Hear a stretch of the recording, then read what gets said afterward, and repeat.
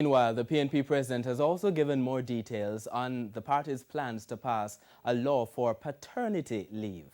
Let me say it plainly, we're not talking if you have 8 baby mothers, you're not getting 8 leave. That's not what we're talking about.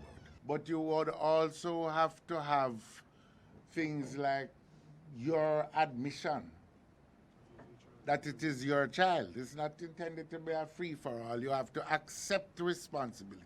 It is the acceptance of responsibility that we are intending to drive with this.